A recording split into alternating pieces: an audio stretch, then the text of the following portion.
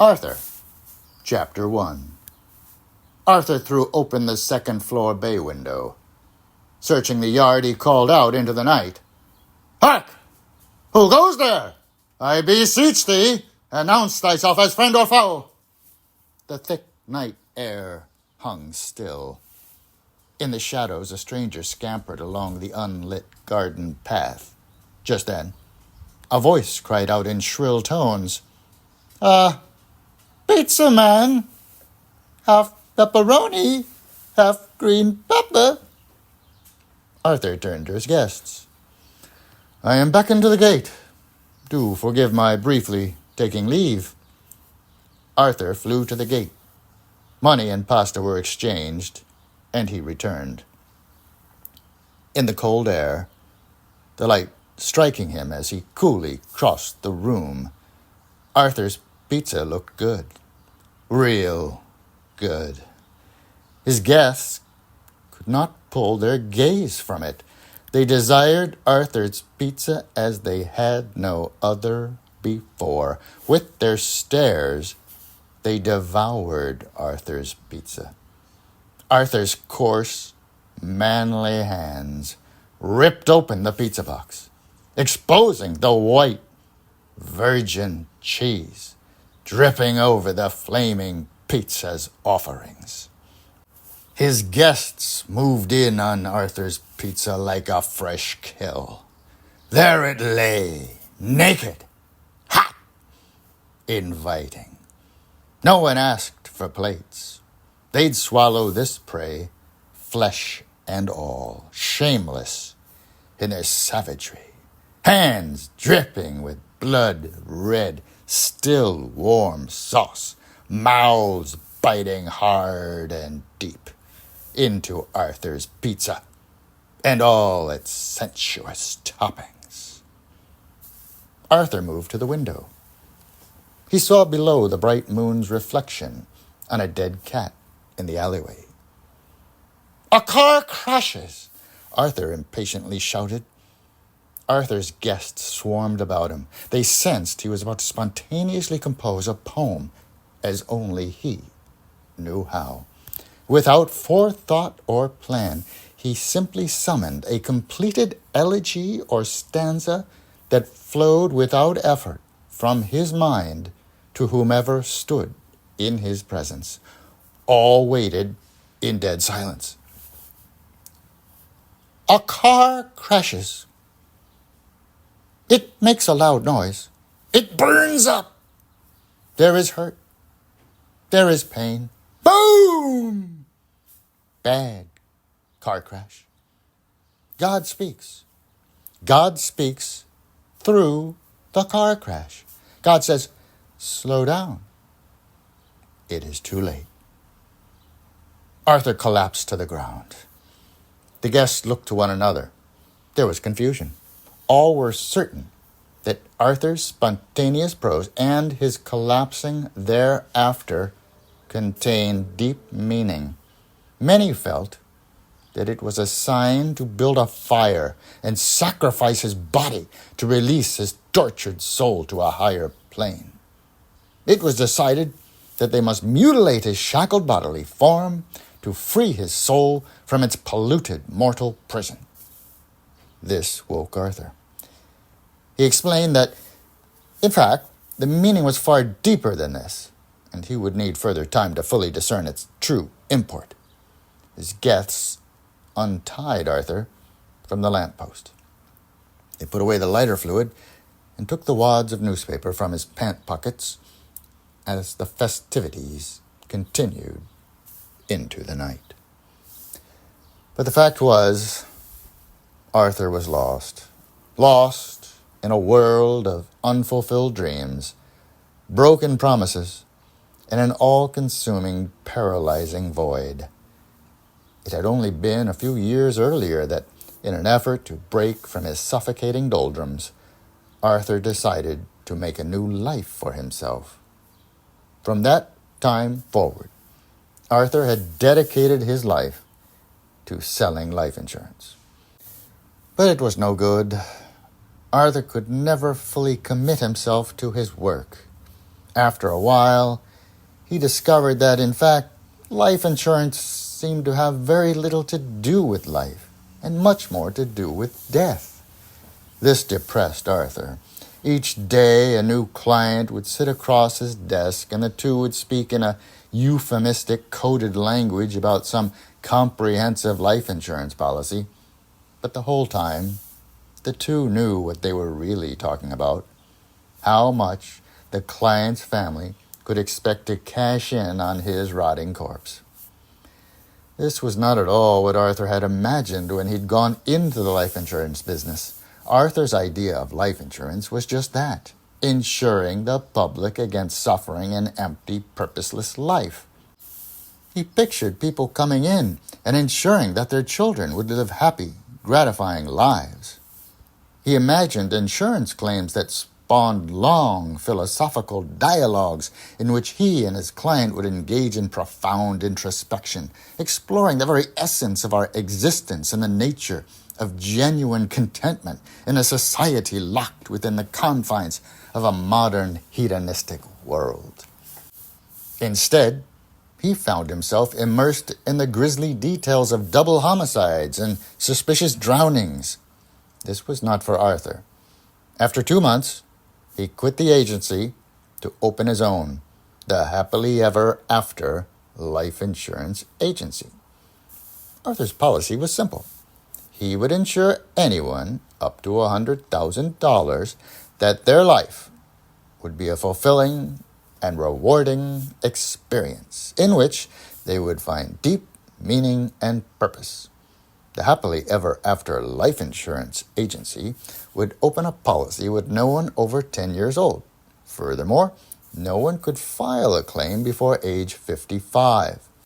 This was to protect the company from an epidemic of 40-something midlife crises. If, at age 55, someone had not lived a fulfilling and rewarding life with deep meaning and purpose, they could then file a claim of disenchantment. The claimant would simply have to prove that an impartial third party could reasonably find that he or she had just cause for claiming to be unhappy with their life. After only a week in business, Arthur had over 500 pre-adolescent clients. Parents flocked to Arthur's agency after he'd posted an ad in the paper imploring them to help ensure their children's future in these troubled, uncertain times. Parents were at first skeptical, but after Arthur showed them a few glossy brochures and shared the details of the policy, most were convinced. Arthur explained that most life insurance companies focus on death, but that his vision was to create a company that celebrated life. Life insurance was not meant to be some perverse reward for dying, Arthur argued. Life insurance was meant to protect a person while still living against the scourge of an unfulfilled, meaningless existence. Soon enough, business was booming. However, Arthur's doubts persisted. He sensed that there may be significant gray area when assessing a person's claim of disenchantment. On the one hand, Arthur craved profound and extended debate and dialogue, hashing out such matters. On the other hand, his accountant grumbled over the great complexity this added when calibrating actuarial tables to factor in genuine angst, forlornness, and discontent, while weeding out undue resentment, jealousy, and paranoia. His legal counsel, meanwhile, insisted that Arthur exclude claims traced back simply to bad parenting. He told Arthur this would be like offering auto insurance for liability, collision, or whatever. It became obvious what Arthur had to do. He could not, in good faith, continue to operate the Happily Ever After Life Insurance Company without further answers. Both his accountant and his lawyer made this clear. It was crucial that Arthur dedicate himself to discovering the true meaning and purpose of life so as to protect himself from fraudulent claims. Arthur knew they were right about this. After all, to sell fire insurance, one must know about fires. To sell flood insurance, one must know about floods. So who was he kidding, trying to sell life insurance when he himself knew so little about life? Arthur's search for the meaning and purpose of life soon became his mission, his passion, his drive. Along the path to which this led, a path that chose him as much as he chose it, Arthur would weather unspeakable hardships, battle inscrutable foes, and stare down some of humankind's deepest and darkest fears and nightmares. Thus it was that Arthur set out to discover the meaning and purpose of life so that he could more adequately prepare to sell insurance for it. His first stop was the bathroom.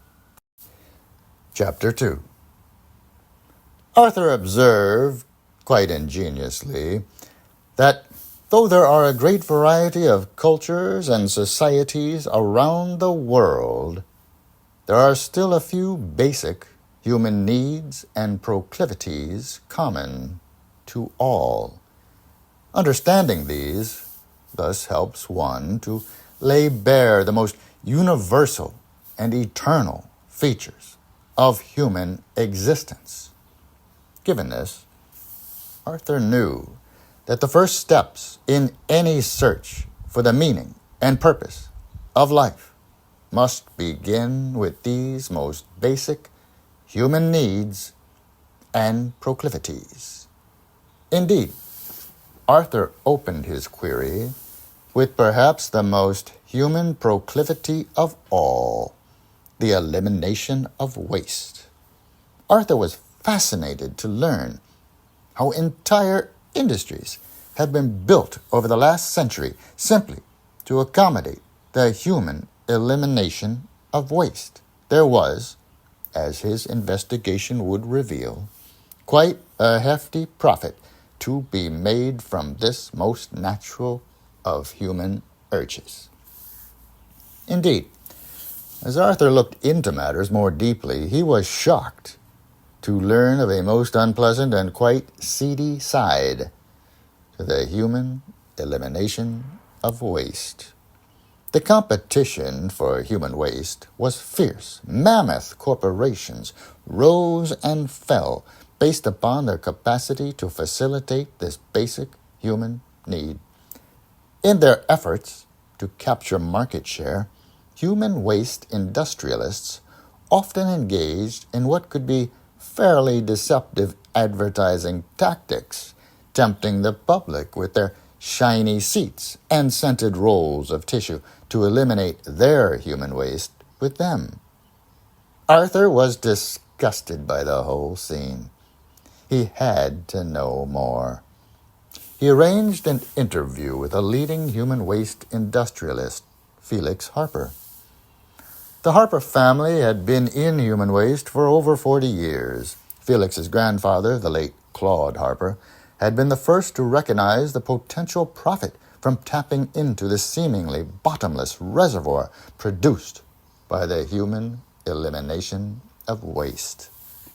An enormous portrait of Claude Harper adorned the receptionist area just outside Felix's office.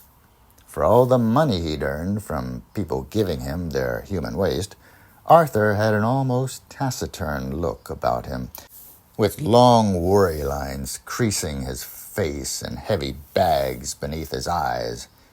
These were no doubt from the many sleepless nights when old Claude lay with his mind fixed on the business of capturing still more of the people's human waste, all for himself. Arthur developed a fairly unflattering image of Felix Harper as he sat waiting. He pictured an obsessed corporate monster installing microphones in the company's bathrooms so as to hear each flush, which no doubt fell upon his ears like the ring of a cash register. He imagined Felix's office walls made from baby blue bathroom tiles, perhaps with free samples sitting out on a back table. Arthur shuddered at the image of walking in to meet Felix.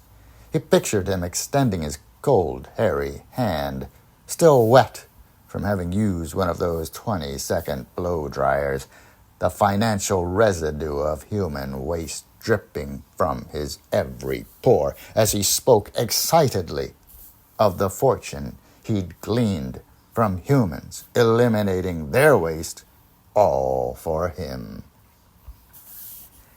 The stale receptionist area was revealing enough, with its literary assortment of modern urinal, today's plumber, and toilet world. The ghoulish portrait of Claude, the patriarch of plungers, confronted all who entered, and just beneath it, the refreshing water cooler, inviting, indeed tempting, nay, calling out for all to come and take of its bounty. It was, of course, but a coy, mocking hoax, put there in search of fool's gold from those who would drink merely as a necessary prelude to eliminate. Arthur had known that the world created by the human waste industrialists was ugly. Nothing, however, had prepared him for the true depths of their depravity. But Arthur had a mission, and so he steeled himself for his visit with Felix to probe the basic issues of human waste elimination in hopes of more fully grasping key elements of the meaning and purpose of life. Felix was punctual. One had to grant him that. At precisely 2:15, his office doors swung open, and out popped the little man. His diminutive stature at first threw Arthur off. His grandfather's portrait, drawn from the shoulders up, suggested the image of a hulking industrial giant confidently peering out over his clientele of human waste eliminators. The smaller man before him now seemed to have inherited all of his grandfather's human waste, but none of its luster. Arthur settled into his patent leather seat across from Felix, who looked out from behind his desk with a cheerful smile. "So how may I help you?" Arthur explained that he had come to be better enlightened about the industry of human waste elimination. Felix began to detail the long history of his family's relentless climb in human waste. Arthur listened briefly and then stood and circled his seat before interrupting. "You just don't get it, do you?" Arthur threw out. "Excuse me?" "Don't you see?" Arthur beseeched. "This human waste, it's just merchandise to you and your ilk. But for us, those who produce it day in and day out, it's a part of us, a way of life, a basic necessity, goddammit." "What's the point?" the now uneasy human waste industrialist replied. "What's the point? What's the point? I'll tell you what the point is. You've turned a deeply personal, daily necessity into a profit-driven industry. You've turned a natural and basic, shared, collective, and universal human activity into a private, materialistic ritual, dividing the rich and poor human waste eliminators, all out of some base corporate greed for our human waste." "That's outrageous!" the human waste industrialist shrieked. "Is it now? Well, tell me this. All people must eliminate human waste. Am I right?" "Well, sure." "But all people don't eliminate human waste equally now, do they?" "I don't know what you're talking about," the now indignant human waste industrialist retorted. "How can you justify providing some people with a double deluxe Model 12 commode to eliminate their waste while peddling off inferior human waste eliminator devices to other, less wealthy persons?" Arthur demanded. "That's just the market. Some people have more money than others, so they go for our double deluxe model," responded the human waste industrialist, regaining his confidence. "I see. So it all comes down to money, eh? Arthur shot back, eyeing his prey. What do you mean everything comes down to money? I mean, what are you, some kind of a communist? Arthur shrank back. He remained deeply sensitive to this charge ever since childhood. He could still hear his mother's scolding words. What are you, some kind of a communist? Any time little Arthur neglected his chores, his mother would find him reading in his bed or playing with some friends instead of washing the car or cleaning his rifle. And she would give a long lecture on how this wasn't the Soviet Union or Red China, how they weren't living on some commune where everyone else was going to clean up your mess. If little Arthur dared to say anything, he would always get the same response. Yeah, well, why don't you just go back to Russia? But Arthur settled his nerves and stuck to the topic. Everything comes down to money, eh? Sure. Even human waste elimination, the most basic and universal human need, has a price. In a manner of speaking. Arthur leaned out over Felix's desk. We're not talking tangerines here. We're talking about the human elimination of waste. It's not like it's a market-driven decision. If you gotta go, you gotta go. That's true, but if you want to use our machines to do it, you have to pay the price. I see, an exasperated Arthur replied, slipping back into his seat. So it doesn't bother you in the slightest that you are using human waste to divide society between the haves and have-nots, deciding who will eliminate their human waste, where, and in how much comfort. The way I see it, by serving my clients' human waste needs, that is to say, their personal sanitation preferences, I am simply assisting a very natural and market-driven process. And so where does it all end? Bemoaned Arthur, leaping to his feet.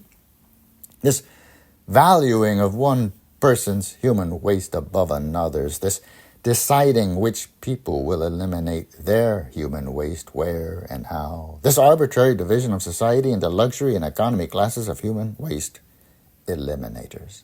Now see here.